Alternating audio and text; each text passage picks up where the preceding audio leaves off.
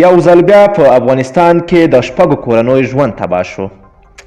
دا چې څنګه او ولې راځئ دا ټول مطالب په همدې ویډیو کې راسره تر پای وګورئ تر څو تاسو هم له حقیقتونو خبر شئ. د سلام په وړاندې کولو سره که چیرته زموږ یوټیوب چینل ته نوي راغلی یئ نو اول زموږ یوټیوب چینل سبسکرایب کړئ، وړوکی ورسره د بیل نشان ووهئ تر څو زموږ ویډیوګانې ستاسو لاسته زر تر زره در ورسیږي.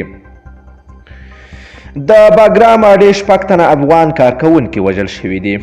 تېره شپه په یو وسلوال برید کې د پروان ولایت اړوند د باګرام هوایي ډګر شپږ کارکوونکي وژل شوي دي. د پروان د والي ویان وحیدالله شهکار وایي چې پر موټرسایکل سپور یو تن وسلواله تېره شپه نږدې 10 بجې د یادې هوایي ډګر پر 10 کارکوونکو وسلوال برید وکړ. شهکار وویل چې پر یادو کسانو دغه برید هغه مهال د دغه میدان ته څیرمه وشي چې تر برید لاندې راغلي وو. کسان نوي له میدان څخه راوتلي وو. د هغه د معلوماتو له مخې په دغه برید کې له یادو 10 کسانو شپږ وژل شوي دي. 3 ټپیان ده، یو تن له برید څخه روغ وتلی ده. د هغه په وینا په دغه برید کې یو تن وژل شوی او یو تن ټپي د کاپیسا ولایت اوسیدونکي دي او 5 وژل شوي او 2 ټپیان بیا د پروان ولایت اوسیدونکي دي.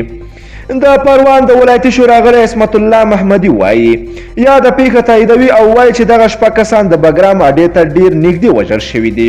که څه هم نوموړی وایي دغه کسان د طالبانو په برید کې وژل شوي، خو طالبانو تر دې مهاله په دې اړه څه نه ده ویلي.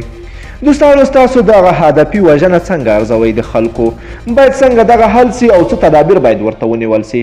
راځئ خواږه نظرونه په کمنټ کې راسره ولیکئ. که چیرته غواړئ له همداسې تازه او دقیقو معلوماتو خبر شئ د پښتو نیوز چینل حتما در سره سبسکرایب کړئ. نور مو په پاک رب سپارم. الله مو مل شه. ښه وخت درته غواړم.